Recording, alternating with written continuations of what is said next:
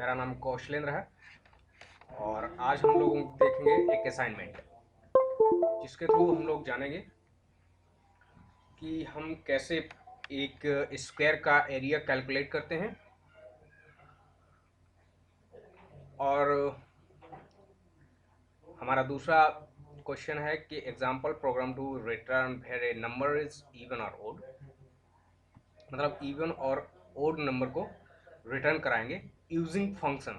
Function के through हम लोग रिटर्न कराएंगे, राइट, कि नंबर इवन है या ऑड है। हमारा फोर्थ क्वेश्चन है print sum of even numbers in array using recursion.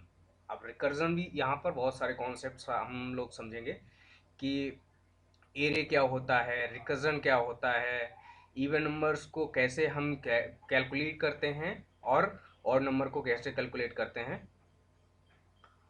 और बहुत सारी चीज़ें यहाँ पर बहुत कुछ सीखने को मिलेगा। तो हम इस असाइनमेंट को शुरू करते हैं। तो हमारा असाइनमेंट ये पहला असाइनमेंट है। पहला क्वेश्चन ये रहा कि प्रोग्राम, अगर आप लोग ने हमारा पहला इससे पहले के वीडियो अगर नहीं देखे हैं तो आपसे एक रिक्वेस्ट करूंगा कि आप पहले वाले वीडियो देख लीजिए, क्योंकि उसमें मैंने ये कॉन्सेप्ट पहले ही समझा चुका हूँ। कौन सा? ये एटीएम बनाने का। पहला हमारा क्वेश्चन था कि write a program to ATM transaction with these instructions: balance checking, case withdrawal and case deposition. तो ये हम लेक्चर में बता चुके हैं। अगर आपको ये लेक्चर नहीं देखा है तो आप पहले इस लेक्चर को एक्सेस कर लीजिए, आपको बहुत ही हेल्पफुल ये लगेगा और हेल्प यहाँ पर बहुत ही हेल्प मिलेगी और जो हम अब नेक्स्ट करने जा रहे हैं, क्योंकि सारे कॉन्सेप्ट सब यहीं से बिल्डअप हुए हैं और ये सारे हमारे पास रन टाइम टेस्ट केसेस हैं। इन जो भी हमारे रन टाइम टेस्ट केसेस हैं वो सब चेक करेंगे: check balance, withdrawal cash, deposit cash, quit, etcetera etcetera. ये सारे के सारे मुझे बैलेंस, ये 1000 लेना है, क्या क्या लेना है, ये सारा हमारा टेस्ट में आपको ये असाइनमेंट दे रहा हूँ। आप इसको करके देखिए। अगर कहीं पे भी इशू आ रहा है तो प्लीज़ मुझे कमेंट कीजिए, मैं इसका आपको जहाँ भी आप लोग टफ हो रहे होंगे वहाँ पर मैं आपकी मदद करूँगा पूरी पूरी। तो आप लोग बेझिझक होकर इसकी कोडिंग कीजिए। पहली बात मैंने कोडिंग के करके रखी है और यदि आपको अपना कॉन्फिडेंस लेवल बढ़ाना है तो इस चीज़ को आप खुद करके देखिए। ये इसलिए असाइनमेंट बनाया गया है जिसके थ्रू आप अपना कॉन्फिडेंस को बिल्डअप कर सकें। तो इसमें क्या है कि ये जो जितने भी टेस्ट केसेस दिए गए हैं, पहला टेस्ट केसेस ये है, सेकंड टेस्ट केस ये है, थर्ड केस ये है, फोर्थ ये है, ये सारे के सारे हमारे जो भी केसेस हैं, सारे के टेस्ट केस आप अपने हाथों से इम्प्लीमेंट करके देखिए, तो आपका कॉन्फिडेंस देखना कितना बूस्टअप होता है। तो इस अब हम नेक्स्ट हमारा रहेगा कि square of area of square, मतलब एक स्क्वायर होता है उसका एरिया कैलकुलेट करना है। तो उस पर हम आज इस वीडियो में उस पर चर्चा करेंगे कि हम किसी भी स्क्वायर का एरिया कैसे कैलकुलेट कर सकते हैं। चलिए आइए चलते हैं, देखते हैं कि कैसे हम एरिया को कैलकुलेट कर सकते हैं। चलिए मैं अपने ये जो कोड लिखा है इसको हटा देता हूँ।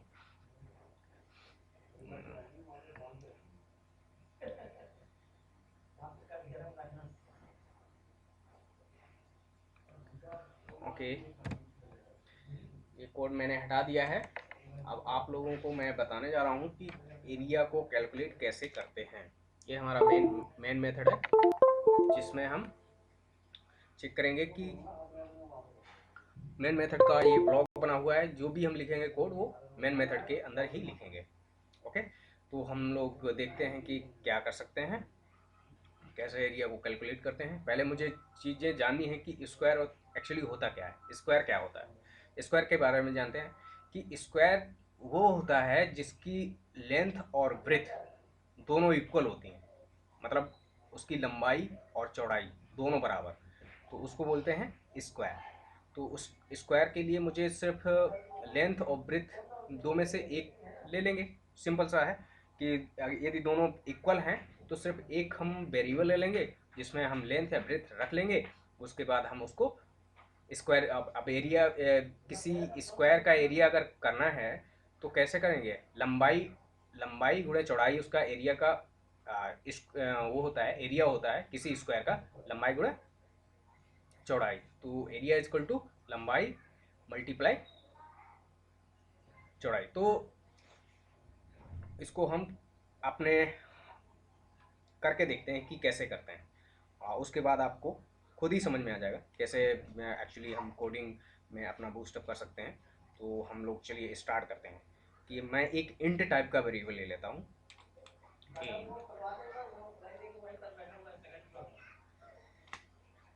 इंट लेंथ ले लेते हैं, लेंथ नाम का वेरिएबल,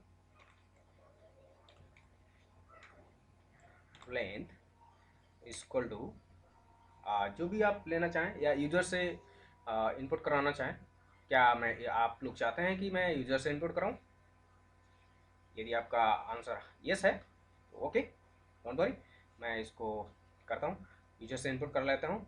तो इन यूजर से इनपुट कराने के लिए मैंने आप लोगों को पहले से बताया। यदि आपने नहीं समझ पाया तो आप पिछले लेक्चर्स आप एक्सेस कर लीजिए। अगर नहीं, आप एक्सेस नहीं करना चाहते हैं तो आप इसी वीडियो में मैं आपको फिर से दोबारा से बताता हूँ कि कैसे हम एक्चुअली यूजर से इनपुट लेते हैं। तो हम लिख लेते हैं कि and dot parse,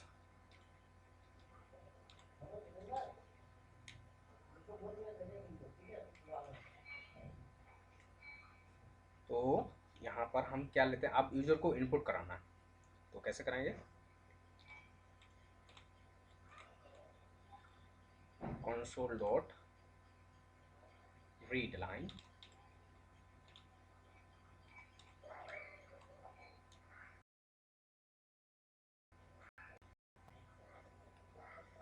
read line okay. तो यहाँ से मुझे क्या मिल जाएगा,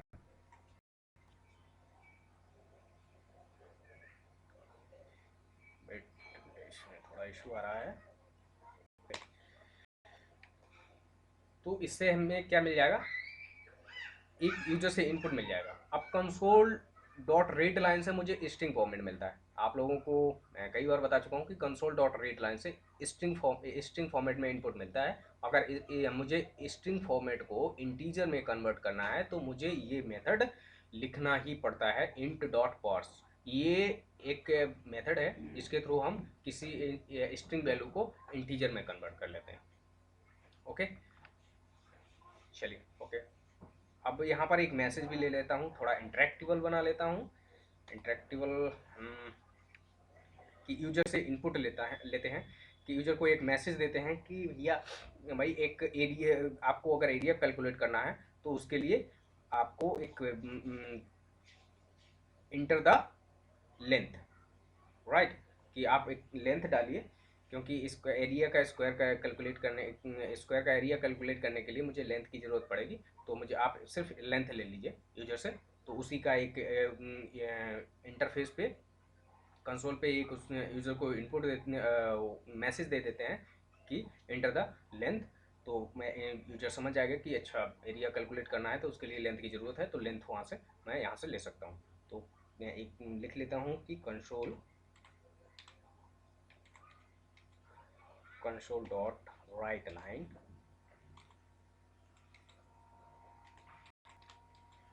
console dot write line A enter the square length.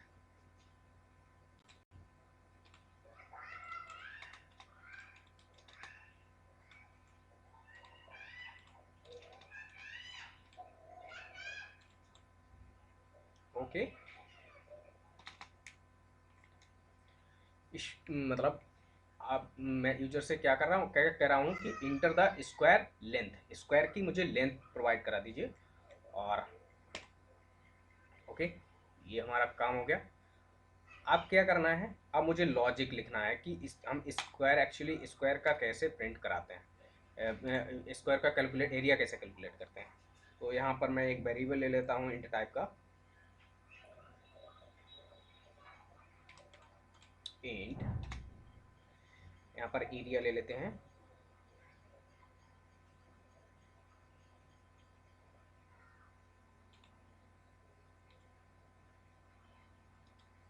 Area is equal to,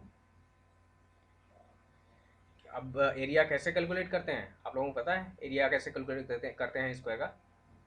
लंबाई टू चौड़ाई, तो लेंथ है ही हमारे पास, लेंथ है तो लेंथ इंटू लेंथ कर देंगे, क्योंकि लंबाई और चौड़ाई दोनों बराबर होती हैं, लेंथ इंटू लेंथ कर देंगे तो क्या हो जाएगा हमारे पास, उसका एरिया आ जाएगा। तो लिख लेते हैं हमारे पास length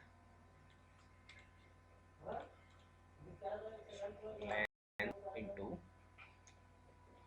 length,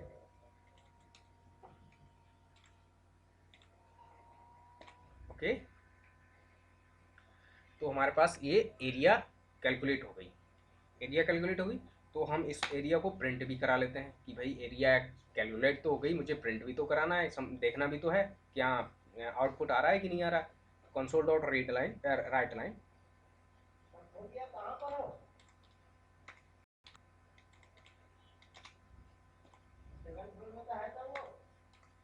console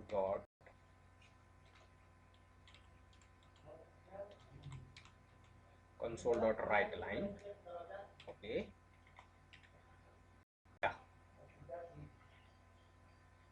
area of square, area of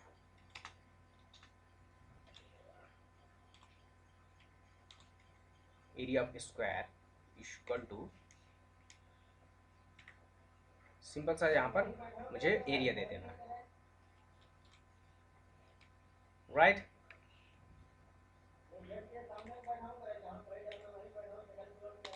yes,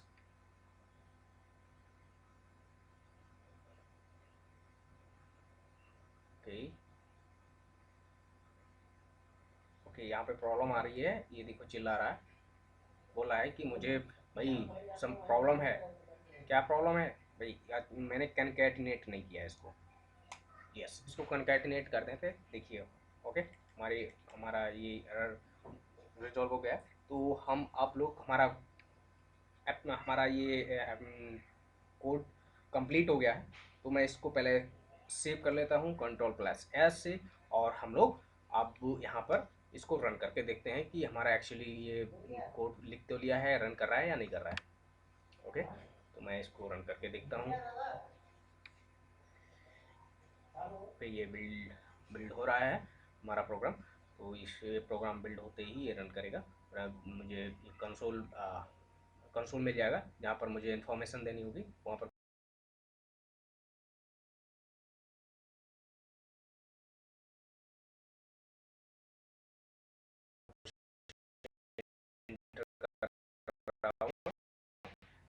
कि क्या स्क्वायर लेंथ, वहाँ तो पूरी तरीके से एग्जीक्यूट हो जाए, उसके बाद हमारे पास विंडो आ जाएगी।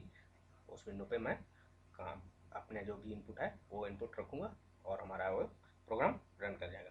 तो हम लोगों ने देखा है कि एरिया को कैलकुलेट करने के लिए एक फार्मूला होता है, जो भी हमारा जैसे कि area equal square, area of square equal to a square हमारे पास फार्मूला होता है, वही ए स्क्वायर लिखा हुआ है, ये ए मान के चलिए, लेंथ को ए मान के चलिए, ए इंटू ए मतलब ए स्क्वायर, तो area equal to a square हो गया। तो हमारे पास यहाँ पर एरिया कैलकुलेट होके यहाँ पर आ जाएगी और यहाँ पर प्रिंट हो जाएगी, और ये एक मैसेज साथ में मिलेगा, एरिया ऑफ स्क्वायर, इस का एरिया क्या है वो यहाँ पर मुझे दिखेगा, ओके। तो यहाँ पर हम लोग थोड़ा वेट कर लेते हैं, क्योंकि ये रन करने में थोड़ा टाइम ले रहा है, आई डोंट नो क्यों टाइम ले रहा है इतना। इसके बाद हम लोग नेक्स्ट क्वेश्चन सॉल्व करेंगे।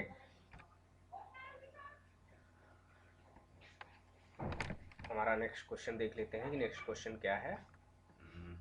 या example program to return where a number is even और ओड यूजिंग फंक्शन। फंक्शन, यहाँ पर हम फंक्शन के थ्रू या मेथड के थ्रू एक इस एरिया को मतलब सॉरी इवन और ओड नंबर को जानेंगे कि ये इवन नंबर है या ओड नंबर है, तो उस मेथड के थ्रू जानेंगे। तो मेथड के थ्रू हम लोग कोडिंग करेंगे कि मेथड के थ्रू कैसे कोडिंग करते हैं, मेथड को एक्चुअली कॉल करेंगे और वहाँ से मुझे पता चलेगा कि कैसे हम काम करते हैं मेथड के थ्रू। ओके, अभी बिल्डअप हो रहा है।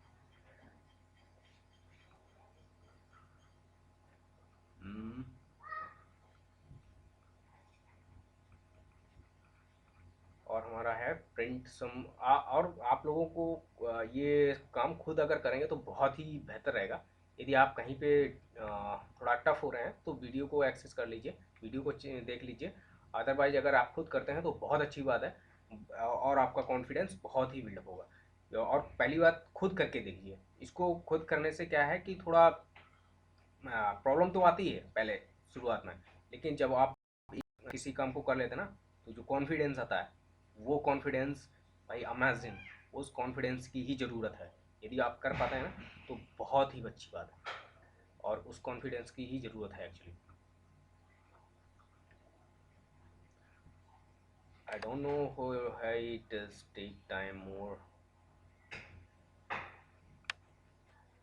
यस, हमारा प्रोग्राम रन हो चुका है और हमारे पास कंसोल आ चुका है। तो हमें यहाँ पर चेक देखते हैं कि यहाँ पर क्या, देखिए यहाँ पर लिखा हुआ है इंटर द स्क्वायर लेंथ। तो अब मुझे क्या करना है, स्क्वायर लेंथ को इंटर करना है। अब कुछ भी ले लीजिए, मैं एक बार 5 ले लेता हूँ कि हमारी लेंथ अगर 5 है तो उसकी एरिया, उस स्क्वायर की एरिया क्या होगी। देखते हैं, चेक करके देखते हैं। Area of square is equal to 25, this is a correct. Okay, तो हमारे पास एरिया कैलकुलेट होके आ गई है। तो हम लोगों ने जो भी प्रोग्राम बनाया था वो सक्सेसफुली रन हुआ है और हमारा डिज़ायर्ड आउटपुट भी आया है। तो हम लोग अब इस फेज को क्रॉस कर चुके हैं। तो हम लोग एक बार और देख लेते हैं कि इसको एक्चुअली कैसे बिल्डअप किया गया है और इसको कैसे इम्प्लीमेंट किया गया है, इसके बारे में और जान लेते हैं। देन हम नेक्स्ट क्वेश्चन पर मूव करेंगे। ओके, तो हम लोग एक बार और जान लेते हैं कि देखिए ये स्टैटिक मेथड है, स्टैटिक मेन मेथड बना हुआ है, उसके अंदर हमने कोड लिखा हुआ है। जब भी आप किसी भी कोड को रखेंगे तो स्टैटिक मेथड के अंदर ही मेन मेथड के अंदर ही एग्जीक्यूट कराएंगे। ओके, तो इसमें क्या है कि हमने एक एक प्रिंट क्या है कि एक मैंने यूज़र को मैसेज दिया है कि इंटर द स्क्वायर लेंथ, और इंटर मैसेज देने के लिए मुझे रीड लाइन का रीड लाइन मेथड कॉल करना पड़ता है। और उसके बाद मैंने एक इंटीजर टाइप का लेंथ वेरिएबल लिया है जिसमें मैंने यूजर से इनपुट लिया है और उसको इसमें लेंथ में रख लेते हैं। देन हम एरिया कैलकुलेट कर लेते हैं, लेंथ इनटू लेंथ, और यहाँ पर एरिया प्रिंट कर लेते हैं। तो हमारा ये टास्क कंप्लीट हो चुका है। अब हम बढ़ते हैं नेक्स्ट टास्क की ओर। और नेक्स्ट टास्क हमारा क्या है, इसको तक हम रिमूव कर लेते हैं। 1 मिनट में नेक्स्ट टास्क पहले चेक कर लेते हैं। अच्छा, example of return where a number is even और ओड। Okay, using function. अब हम ये काम फंक्शन के थ्रू करेंगे। किसके थ्रू करेंगे, फंक्शन के थ्रू। ओके, तो हम लोग आगे बढ़ते हैं और इस काम को अंजाम तक पहुंचाते हैं। 1 मिनट।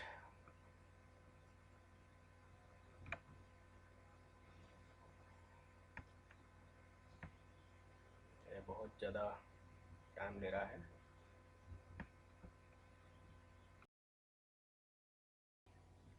हैं और उसमें देखते हैं कि किस तरीके से इवन और ऑड को कैलकुलेट करते हैं। तो इवन और ऑड को कैलकुलेट करने के लिए मेरे पास एक ऑपरेटर होता है, मॉड्यूलो ऑपरेटर। तो उसको चेक करेंगे, उसके थ्रू हम इवन और ऑड को समझ पाएंगे। तो पहले मैं यूजर से एक इनपुट ले लेता हूँ किसी भी नंबर का, और उसके थ्रू हम लोग जानेंगे कि ये नंबर इवन है या ऑड है। तो यहाँ पर हम लोग पहले लिख लेते हैं यूज़र को इनपुट इंटर द, पहले एक मैसेज प्रिंट करा देते हैं यूज़र को, console dot write line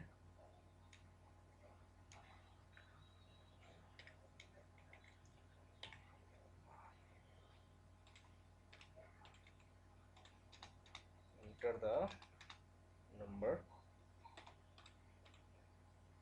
the number, okay.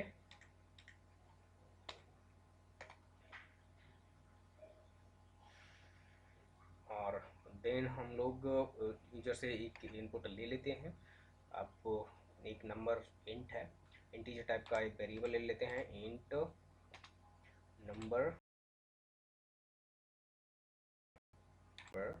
Equal to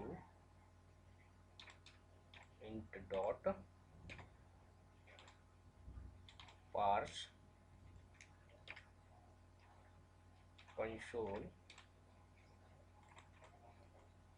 dot read line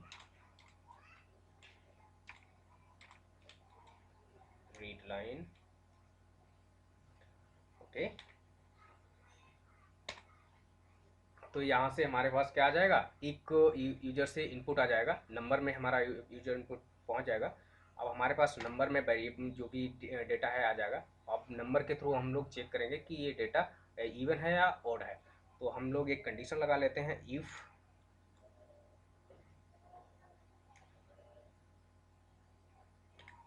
if number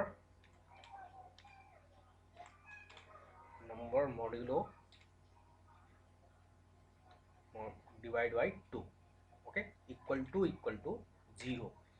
इसका मतलब ये है कि मॉड्यूलो अगर आपने कभी यूज़ नहीं किया है तो परेशान होने की ज़रूरत नहीं है। मैं आपको यहाँ पर बता देता हूँ कि मॉड्यूलो का यूज़ क्यों किया जाता है। मॉड्यूलो एक्चुअली रिमाइंडर को बताता है कि कितना रिमाइंडर बचा है। जैसे कि 5 है, 5/2 करेंगे तो इसका रिमाइंडर कितना बचेगा, 2 2 जा 4, 1 बचा, तो 1 इसका आंसर आना चाहिए। तो इससे कैलकुलेट कर पाएंगे कि यदि 1 है, 0 आ रहा है तो वो इवन नंबर है, यदि 1 आएगा तो ओड नंबर है, ओके। तो हम लोग इसको कंप्लीट कर लेते हैं पहले।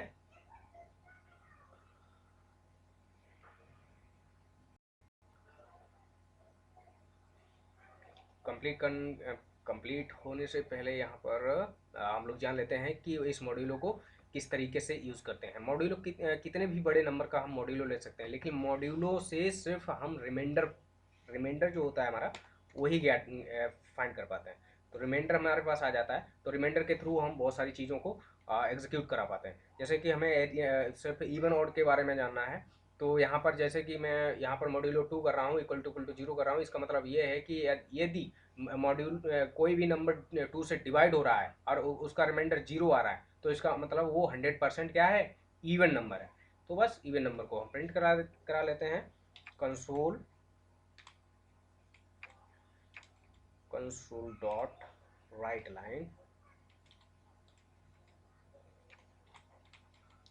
Line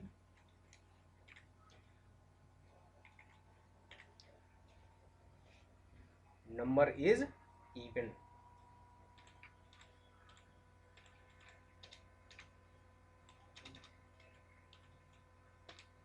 okay. हमने एक मैसेज प्रिंट करा दिया है कि ये जो नंबर आपने दिया है वो क्या है, इवन है, ओके। अब हम नेक्स्ट इफ और इल्स लगा लेते हैं।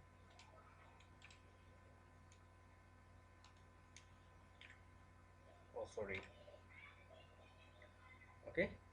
इल्स में सिर्फ ब्लॉक होता है, इल्स में कोई कंडीशन नहीं रखते हैं। और यहाँ पर भी हम प्रिंट करा लेते हैं,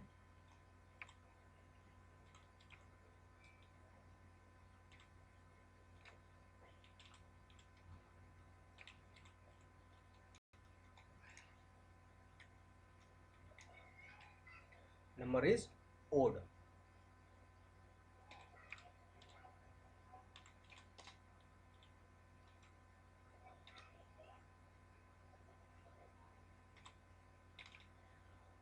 ओके, ठीक है, ओके। हमारा ये प्रोग्राम कंप्लीट हो चुका है और हम लोग अब इसको टेस्ट करेंगे कि ये हमारे डिजायर्ड आउटपुट आ रहा है इसमें या नहीं आ रहा है। तो हम लोग कंट्रोल प्लस सेव कर लेते हैं और देन इसको एग्जीक्यूट करा देते हैं।